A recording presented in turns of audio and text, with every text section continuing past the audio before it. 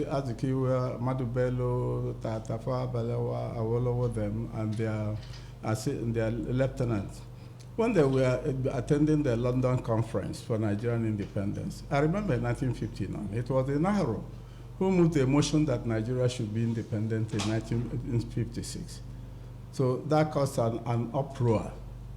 The entire northern delegates were opposed to it. You see, and that caused a revision. And of course, there are all leaders from the south at that time, the most prominent being Dr. Nnamdi Azikiwe and Awolowo. You see, Awolowo was steadfast about what he wanted. And of course, Nahru was in his action group. You see, but fundamentally, Nigeria has not been, right from the scratch, they were not building Nigeria for Nigerians. Because again, by the time there was the election throughout Nigeria in 1954, you see, NCNC won the election in the West, won the election in the East.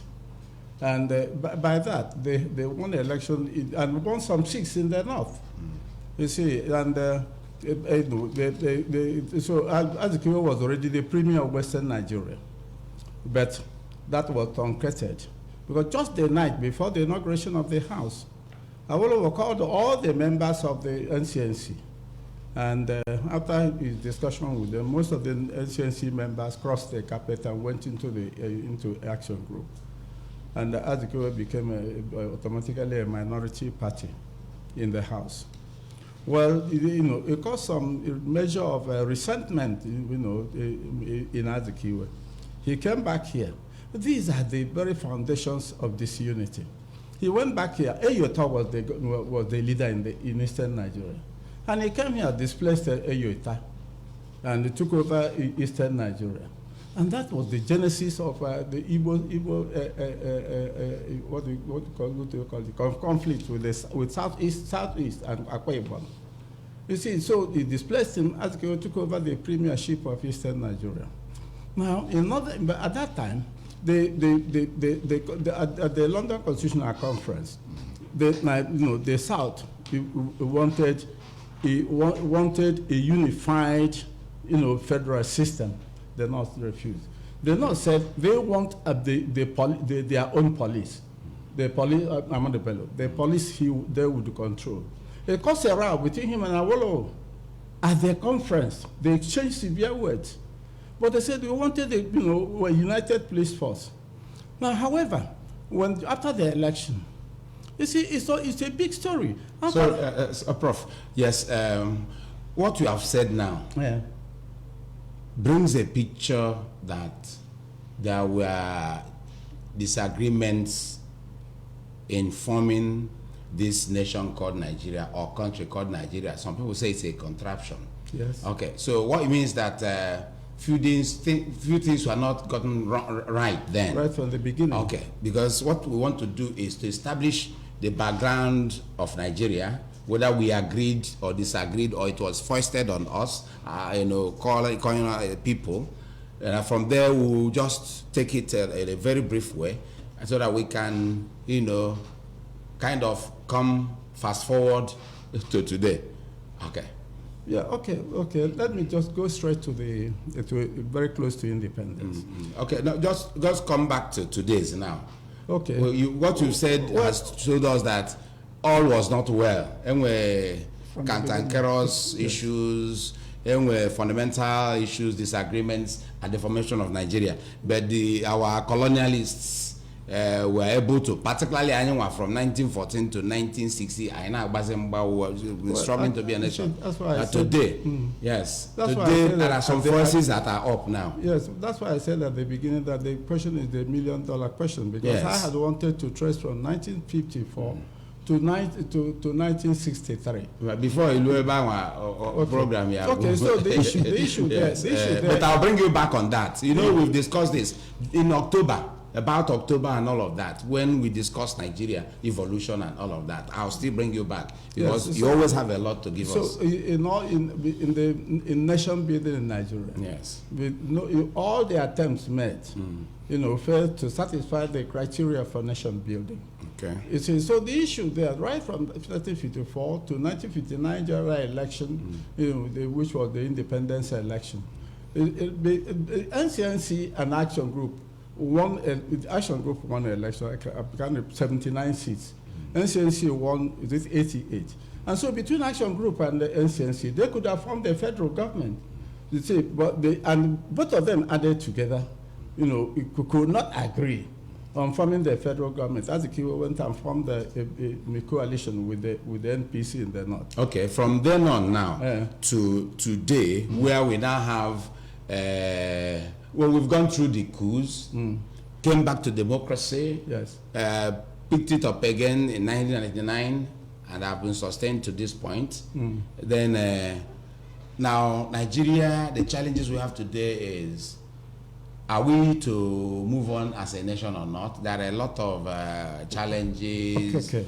Well, the issue the issue of moving... The southern governors coming together now. Yes, the issue there is that moving together or not moving yes. together. After the 1966 coup, yes. I was a student at the University of Lagos. You see, after the pogrom, which was conducted by the northern officers and soldiers, after that mass killing of officers, the northern soldiers massed up in Ikeja. And they were shouting Araba, Araba, Araba, which is secession that they were going. Okay. So, but the person who was responsible for them not going was David Hunt, the British High Commissioner in Lagos. He was shuttling between Ikeja and the Dodam Barracks, convincing government, where are you people going? Nigeria belongs to you. And so right from that time, of course, right from the beginning, they were sowing the seeds. So there was secession, call for secession earlier before today? Yes. All right. Even during the conference I referred to, about the people wanted to go. They wanted to go. Okay, so, now let's go back to the session of today. Yes. So the issue there, okay, when can buy because the issue there, OCC Kasina gave Okoro. It's like you said that when we are making the preamble. Yes, we've been hearing about the Northern Governors Forum all through, and there was an attempt. I think during the Jonathan administration, when the southern, geopolitical zones met in Enugu, and they wanted to forge a southern outlook, it couldn't get off the ground. Because essentially, the Nigerian people were fighting for their own interest. Nobody was fighting for collectivity, so it couldn't hold. And what the southern states were doing, and it's really opportune. What the southern governors were doing is a matter of self-preservation. Okay. That is the first, the foremost human instinct, self-preservation. Because what is happening in Nigeria is not only happening in the south, but there seems to be a magnification of what is happening in Benue and Plateau and other areas in the north, in the south. Okay. So the issue there is, I think the right thing to do in Nigeria is that if a husband gets married to a wife, they live. If they can no longer live, they agree to separate or divorce. Yes. Okay. And let's keep it there because you've given us the beautiful history that we are. The unification of Nigeria as a nation was midwifed by our colonial masters, and at the point of knitting it properly, some people were not very comfortable with it, and at a point some people called for secession, even up to what led to the Civil War, and the War of Secession came up, Biafra, Nigeria, and we came back again to reunite as a country. And today we've begun to hear some voices again calling for secession, to the point now that the entire southern states, 17 of them, have met now to take certain decisions because apparently their existence is being challenged. Chairman NUJ, you won't go into history, and I belong to the generation after Professor Bogal. Yes. So let's pick it up from this point of the meeting, why the 17 governors have to meet, what propelled that meeting, and what is the implications of that meeting? Well, like you said in the beginning, that before now we have been hearing about northern governors. Yes. But recently we heard about southern governors. You know, I see security as a primary responsibility of any government. Any responsible government owe it as a matter of priority to the citizens. But recently, what we are witnessing in Nigeria is becoming unusual. And it appears the pressure is on the South. And perhaps that prompted, certain governors coming together to decide on the issue on ground, how to go about it, and how to solve the problem. And that gave rise to the communique they issued. Looking at the security, at times there is this, government. Recently, in Colombia, there is problem there. The president of Colombia came out to talk on the matter, at least for addressing the press, allowing the press to ask questions, and he gave them answers to those questions, gave people the impression that the man is in charge. But in a situation where people are being killed, unavoidably, the government is not talking, even when the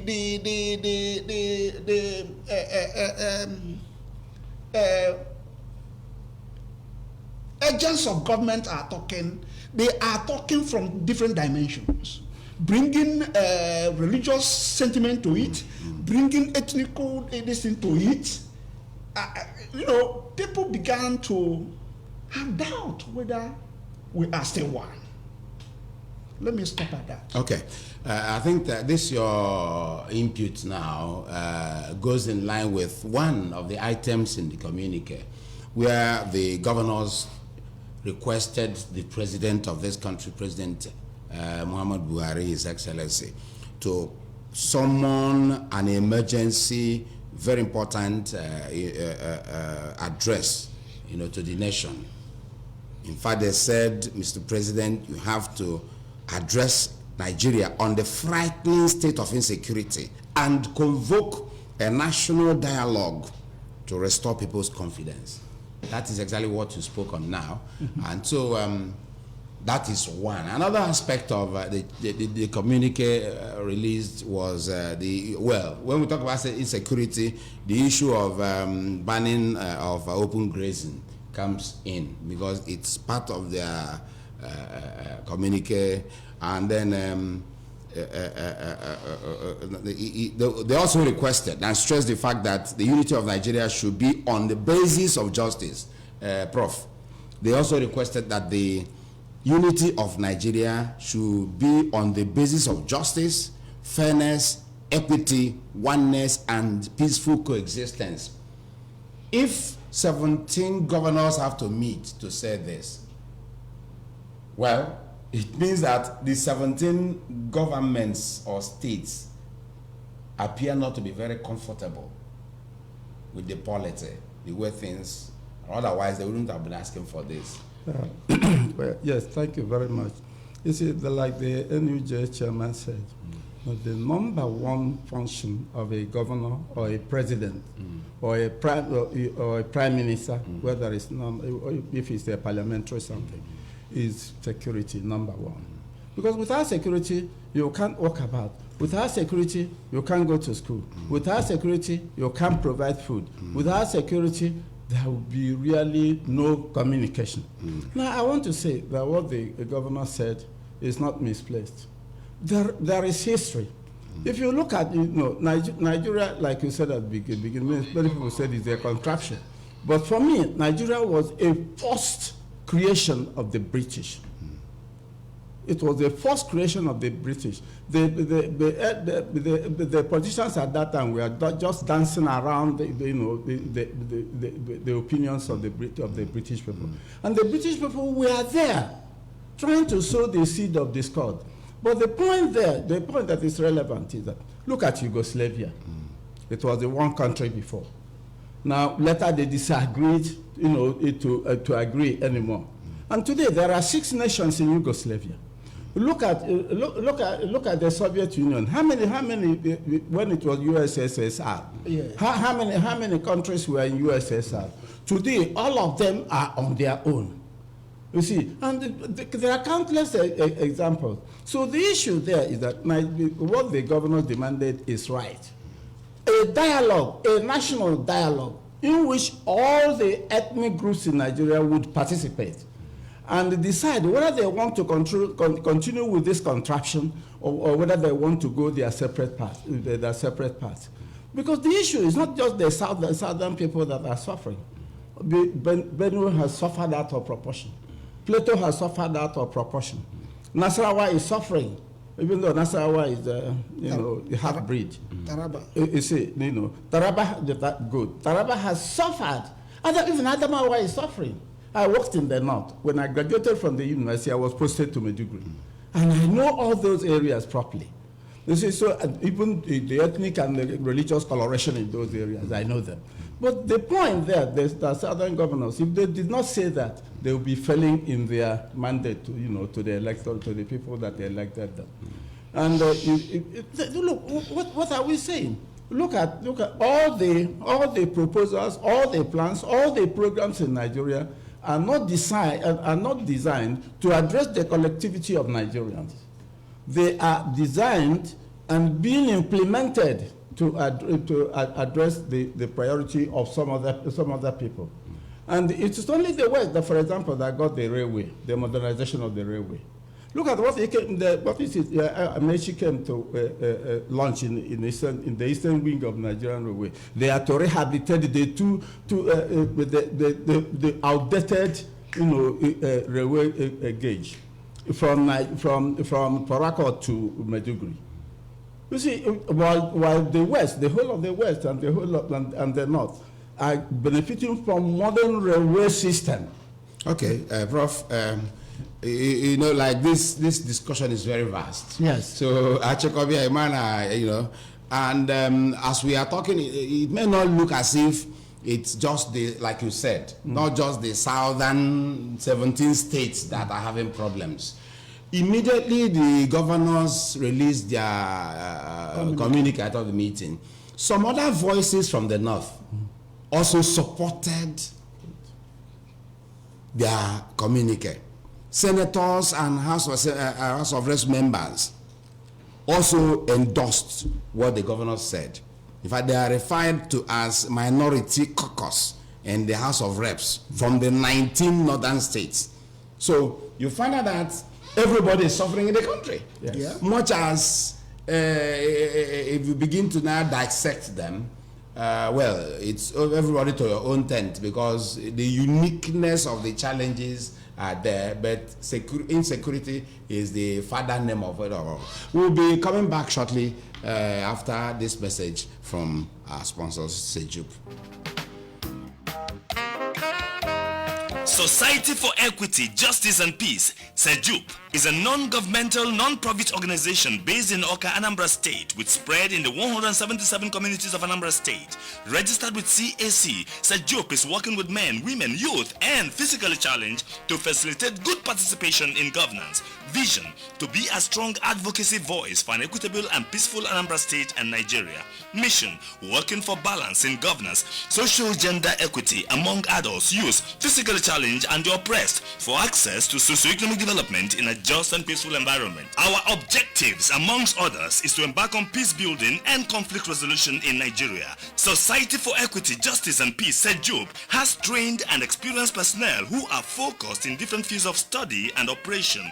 Address: Bishop's Office Complex Annex, Paul University Compound, Oka. SEJUP, promoting good governance at all levels of society so as to strengthen democratic institutions to achieve even and sustainable development. SEJUP, we care. All right, welcome back to the program Issues. If you have just joined, this is Issues live on the ABS 88.5 FM. We're also doing television, and it will be broadcast at 8 p.m. on Tuesday. And this program is also being streamed live on the Facebook page of the Anambra Broadcasting Service. So if you want to see the faces of the discussants in the studios live, you can go to the Facebook page of ABS and find ABS Studio TV there, and you join the conversation, and you can also drop your opinion on these matters we're discussing here. We're talking about insecurity in Nigeria, and against the backdrop of the fact that 17 state governors met in Asaba last week, and they rolled out a lot of issues and requests. That is just part of that. There are some other developing stories in security. For instance, the Nigerian military has sent troops fighting insurgency from Borno State and elsewhere to the southeast state to fight insecurity. That is the latest development. So very soon I'll open the phone so that you can call. If you call in, make it very brief. On the Facebook page, Alozie Nwachuku says the only solution to Nigerian problem is each region to go its separate ways. It's okay. And then, of course, it's not everything that's written on the Facebook page that I'll read here. Some of them cannot come through. If you're on the Facebook page, you can read that. There are certain statements we definitely do not qualify for us to mention them on air. Okay, so I hope you bear with me. So, Ife Sinachi, the NUJ chairman, yes, security developments. Now, we are being told that more troops will be drafted, in fact, to Southeast. So the implication that Southeast is becoming the theater of So what do you think about that? In my own understanding, internal security is not basically the function of the military.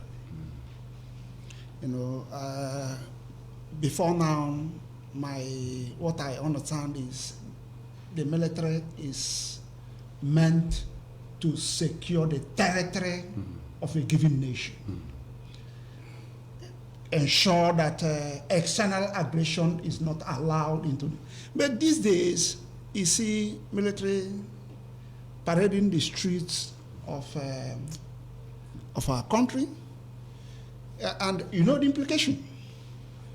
You will see some people will be killed innocently. Some people will be harassed innocently. Some people will be molested innocently. Perhaps our fundamental right is for us to move about legitimate businesses.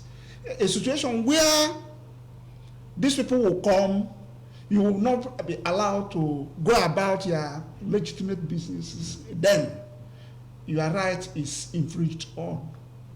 And for moving this military into this region, there is this tendency that these are what we are going to experience. They will look at you, maybe the military personnel does not like your face, you have committed offense. So it is not, to me, it's not an acceptable decision to move troops to the region. Like they are not trained to mingle with civilians. Yeah. Prof, Yes. what's your take on this?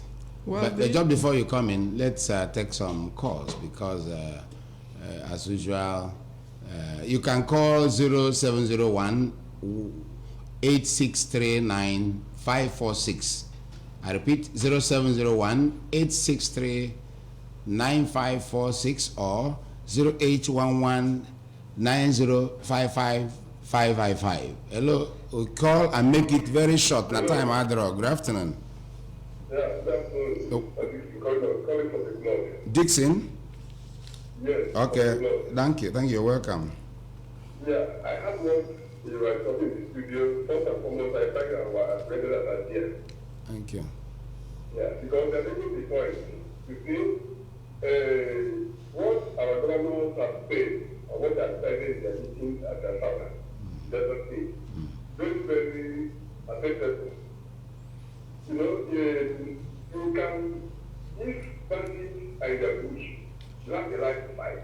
But when they say the headmen, that is their farmers, with God, when they fight the standing, they are still doing more than bandits.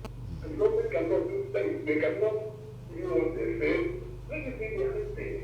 Or let them forward that thing. Or let the God, the take away from them. They cannot have that one. What I'm trying to say is that let our government pursue what they have said and make sure that it implemented so that this nonsense is less. And also, the meeting that access to our vision is not acceptable. As our brother has said, when they get your friend for life, they don't do for you. There's the this one, the 419, the one this. Before you know it, they are less person. And this person with just behave as like the Jews. They can shut that food before you know it, not suspect again. So let's do what they could so that all this nonsense is stop so that and just the work. But if not, better we should take it. That's my point. Okay. Thank you, Dixon. Good afternoon. Yes. Good afternoon. Welcome. Hello? Welcome. Hello?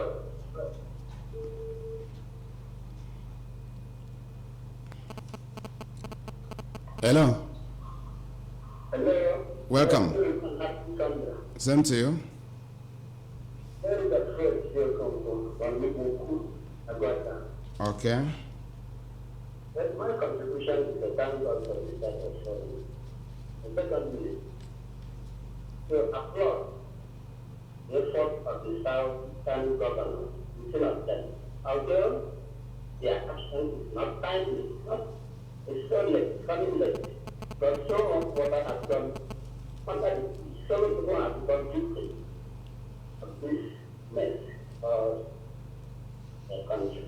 So, as long as the government has established the fact that from onset, the country did not come together agree that they will become a country. It was just an action of our colonial masters. It is a legitimate right for the citizens to come together at this time of crisis to decide that they have decided by that time. But we don't have to keep ourselves at the settlement. The question of a particular mistake over time is a kind of madness. We cannot continue that way. So my point is that since other ethnic nationalities have realized what the South is, 20 central states realized that time, I don't think the right thing by coming together and deciding on what to do with this contract. Okay. Thank you very much. Thank you, sir.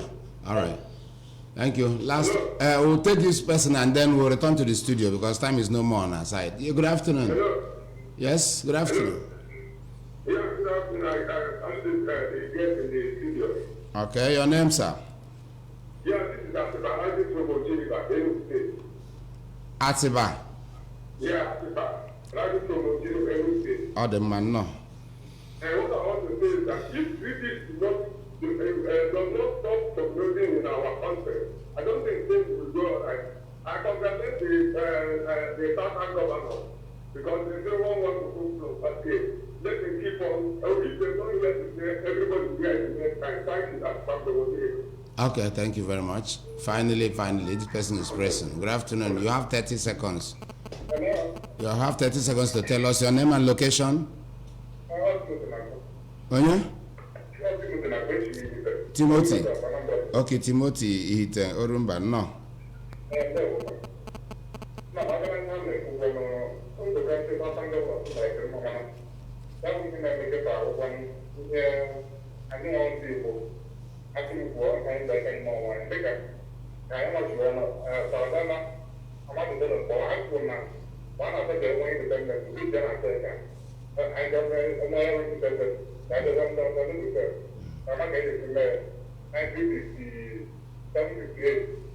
That although we how long the law after the before independence, I don't want to talk on the southeast talk. You know, things that I say, I just get down and say, now I can't come to close to the other one.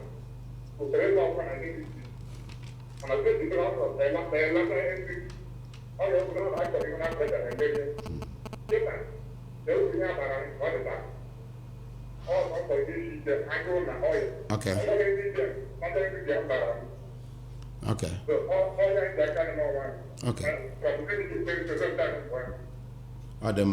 Prof, thank you very much. How do we get out of this? What's the solution to this quagmire Nigeria has found itself? Yeah, well, it's real quagmire, and the southern governors did well by articulating all those, was it 9 or so items. And the issues crucial to the existence of Nigeria. You see, what I find difficult, understanding, is whether some people in Nigeria do not want Nigeria to continue as it is. And if they don't want Nigeria to continue as it is, it is not by killing people. It is not by putting up programs, strategies that are discriminatory. You see, all the Nigerian nationalities should come to a conference table, just like Ahmadu Bello, Tafawa Balewa, and Awolowo them. They discussed Nigerian independence, and it was forced on them by the British. That all the nationalities in Nigeria should really come to a conference table and table what they want. There should be, even if they want to get a moderator from the US, fine, but somebody should moderate it. And people should have their cards face up. Now, my argument will be, because if you look at the West are also suffering, particularly those states that have forests. Ondo State is suffering. Ekiti is suffering. Ogun State is suffering. It's only Lagos. Lagos has some forest around Obasai. You see, they are all suffering. This issue of Ruga, will Ruga be a compulsory thing? Even before this regime, when this concept of Ruga was floated, the Fulani people were rearing cattle all over the place, and there was no problem. They were not armed. You see, they were destroying farms, okay, but not to the magnitude that they are doing it today. Or carrying AK-47. That's what I'm saying. Carrying AK-47. Who among the Nigerian leaders can say that under this condition, food security will be assured? No. It cannot be assured. How can you say that the Fulani people will run into cattle, will run into people's farms, destroy their livelihood, and you say there is peace? It's not peace. So what I want to agree with the chairman of the NUJ. It will not be once and for all meeting of the southern governors. I know also within the confines of the southern governors, I'm afraid if they are speaking with one voice, that there may later be several voices. But if they keep on saying what they are saying, and back it up with action. There are actions they can take that are legal. Not minding that the entire armed forces and the police are on the exclusive list of the National Assembly. There are things that the governors can do. But I am afraid that some of the governors may have tentacles that may prevent them continue with this process, because up to a point, I don't know how many of them will stand. Okay, sir. I finally got to pause with that, because I know that what you're talking about is trust. Has happened before, because Yes. before the war, there were some discussions. Yes. Eventually, when the war broke out, the governors have given the federal government an action sheet. Yeah. Go and deliver this. So perhaps they are going to watch and see whether there's any change coming. For instance, they asked for restructuring, Yes. state police, review of revenue allocation formula in favor of subnational governments. Yes. Okay, and then through federalism. That's what they said. Yeah. Even Stachi, in 1 minute, wrap up. What do you see? Where are we going from here? Is it possible we can continue? Yeah, whether we can continue or not, we are in a democracy. Let us sit down and discuss our fate. Let the government allow people, to discuss the fate of this nation. Whether we are going to part our ways or we are going to stay together. If we are going to stay together, we discuss the conditions. If we are going to part our way, we discuss it so that we part our ways in peace and not in pieces. Oh, yeah. Thank you very much, Professor Leonard Moralo, former Commissioner for Education and a professor of professors, former dean here, former dean there, and all of that. Want to welcome you, sir, once again, and thank you for coming. Thank you very much. I hope you will appreciate our disturbing your afternoon rest today. Not afternoon rest, but not dealing with this exhaustively. Okay, yeah, time is always. Yes. Thank you, Chairman NUG Anambra State, Comrade my first Nachi, for coming. Thank you very much. Yes. Thank you. Well, I am Don Onyenji. The conversation continues on the Facebook page of the ABS, and we will share this program out there in the social media so you can continue from there. I want to thank you for being part of this, and thanks to Sejup for being our sponsor. Thank you very much. Society for Equity, Justice and Peace, Sejup, is a non-governmental, non-profit organization based in Oka, Anambra State with